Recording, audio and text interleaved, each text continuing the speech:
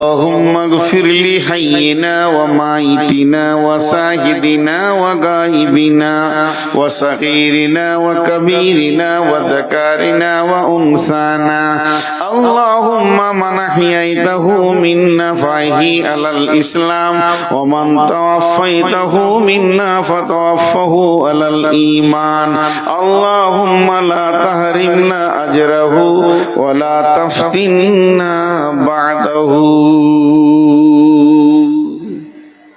গোটা দোয়াটার ভিতরে ওই মৃত্যুটার কথা একবার আছে খালি, ওর একালয় যত কবরে মরে যায়।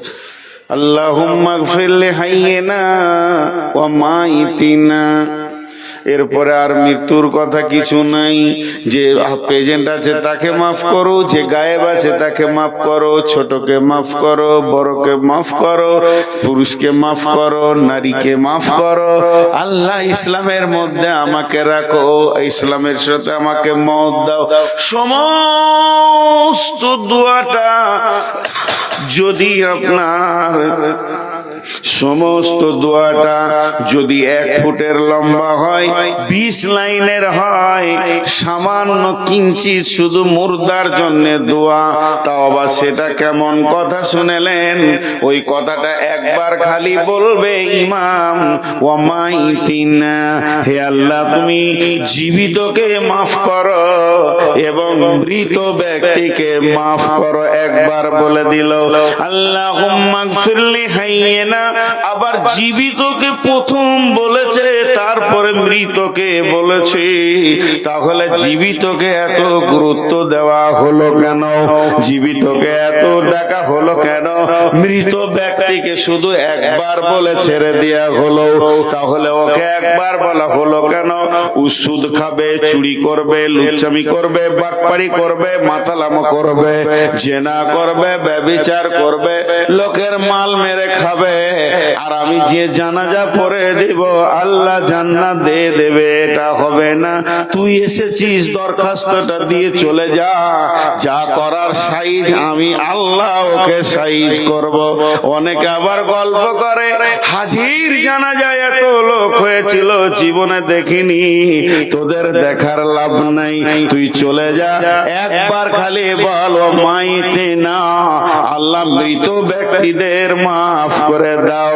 যতগুলো মৃত ব্যক্তি আছে সেই সিরিয়ালে তুই বলতে এসেছিস একবার বলবি, কিন্তু যতগুলো বলছিস তুই জীবিতর জন্য বলছিস, একটা মৃতর জন্য আর তোর দোয়া নাই। তার কারণটা কি বন্ধুরা আমার? ইজা মাতাল ইনসানু ইনকাতা আনহু আমালুহু, মানুষ যখন মরে যায় ওর আমলের কড লাইন কেটে যায়, ওর আর সোজা হব, ভালো হব, তওবা করব, এই রাস্তাটা চলে যায়। কিন্তু যে জীবিত গুলো গেছে তাদের কিন্তু কড লাইন এখনো কাটেনি। এরা যদি চেতনায় ফিরে আসে, বিবেক বিবেচনাটাকে কাজে লাগায়, তাহলে এদের হেদায়েতের রাস্তাটা খুলে যাবে। এর জন্য আমার নবী 2 পাহাড় উহুদ পাহাড়ের নেকি ঘোষণা করলো। খালেক চ, মালেক চ, জমিরিল চ, সফিরুল চ, হবিবুর চ, সমীর চ, যতজন আছিস উজু করে কাতারে দাঁড়িয়ে যা, কারণ তোদেরকে ওই জানাজার দৃশ্যটা দেখার জন্য নবীজি এত ফ্যাসিলিটি দিয়েছেন।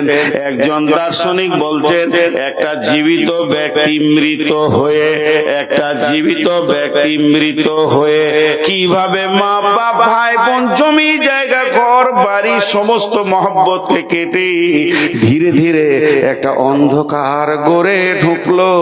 এই দৃশ্যটা যদি কোনো জীবিত একবার দেখে আসে, আর ওই দেখার পর যদি তার রাস্তা চেঞ্জ না হয়, ওকে পৃথিবীর কোনো ইউনিভার্সিটি মানুষ বানাতে পারবে না।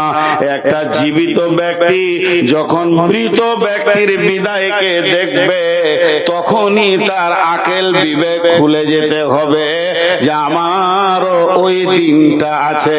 এই বিবেকটা যদি কার না খুলে, এই বিবেকের চেতনা যদি কার না হয়, বন্ধুরে ওকে পৃথিবীর সেরা ভার্সিটিতে যদি দেন, আর মদিনা ইউনিভার্সিটিতেও দেন, আর কোরআন হাদিসের যদি দাস দেন, ওর মতো হতভাগা মূর্খকে রাস্তা দেখাবে কেউ পৃথিবীতে নাই।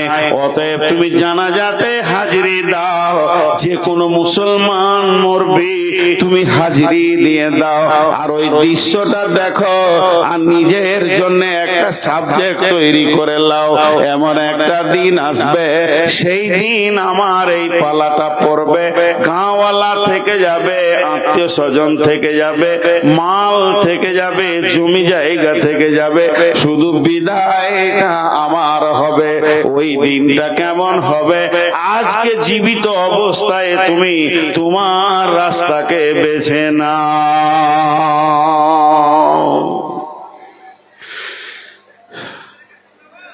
ইসলামপুরে যখন থেকেছি কত জানাজা পড়েছে আমি জানি না, বলতে পারবো না। ভাষায় পায় এলিজাবাদের আর এলিজাবাদ আর দোগাছি হাট মাঝে একটা মার্ডার হয়েছিল। আমরা তখন ছোট ছেলে, সে জানাজাও পড়েছি।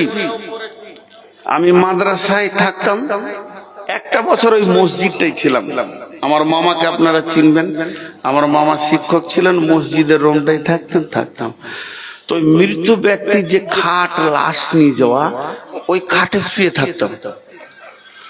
আমার খুব মনে পড়ে, ওই লাশটা নিয়ে রেখে আসলো, আবার রেখে দিল, আবার শুয়ে গেছি। ছোট ছেলে, ওটাকে আমাকে খাট মনে হতো বাড়ি। কিন্তু যখন আমার চেতনা আসলো যে এই খাট, রাস্তায় জাম লেগে গেছে, প্রধান বক্তা আসছেন, ওনার গাড়ি আসতে পারছেন না। ভলান্টিয়ার আপনার দেখুন, লক্ষ্য করুন, ওই আপনার দোগাছির মোড়ে ওখানে জাম লেগে গেছে, গাড়ি ঢুকতে পারছে না, প্রধান বক্তা আসছেন, আপনারা ক্লিয়ার করুন। এরা জুতো নিয়ে চললো প্রধান বক্তা কান্ত।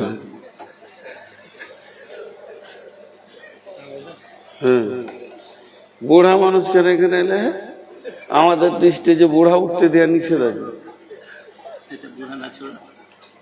আমার 12 বছর বয়স।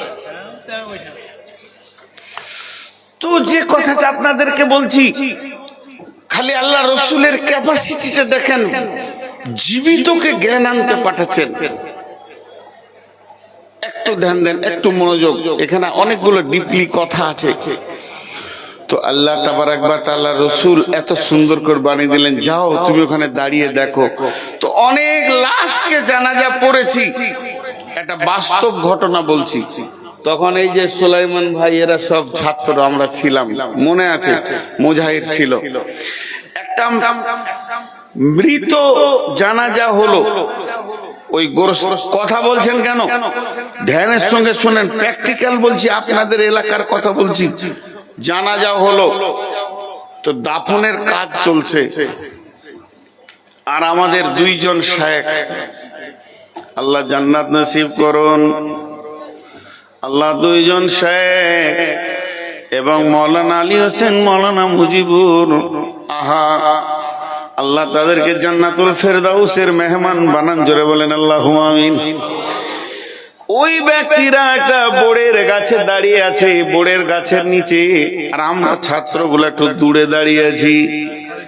কিন্তু 2টি এরকম বাচ্চা, মাদ্রাসার বাচ্চা, তাদের এখন কোনো জ্ঞান হয়নি, মওত কি কবর কি জানে না। তারা আমাদের সঙ্গে হেঁটে দিয়েছে, শিশু মাদ্রাসাতে পড়ে, তারা ওই বোর্ডগুলো পারছে, আর ওইদিকে দাফনে মানুষকে মাটি ঢাকা দেওয়া হচ্ছে, পৃথিবীর আলো থেকে বিদায়ের ঘোষণা চলছে, আর আলো সে দেখবে না, এমন অবস্থা চলছে। আর বাচ্চাগুলি বোর খাওয়ার জন্য লাফালাফি করছে, বোরগুলি পেকে গেছিল। এমন অবস্থায় দেখছি একজন মুরব্বী এসে ওদেরকে ধুমকে বলছে, বাবা তোমাদের কি এখনো হুঁশ নাই? একজনের বিদায় চলছে আর তোমরা আনন্দ করছো। কথাটা বড় সত্য, কথাটা বড় দামি, আমরা ধীর চোখে দেখলাম কথাটা বড় দামি। কিন্তু বন্ধুরে, ওই জায়গাতেই জানাজার পড়েছে এমন কয়েকজন ব্যক্তি, তারা আপোষে এত আনন্দ ঠাট্টা মজা করছে, মনে হচ্ছে না তারা বিদায়ের গোরস্থানে এসে হাজির হয়েছে। তাদের চোখে পানি নাই, মনে কোনো ব্যথা নাই, মনে কোনো অন্য টেনশন নাই। তারা গোরস্থানে গিয়ে হাসতে পারে এমন ব্যক্তি পৃথিবীর বুকে আছে। হালাকে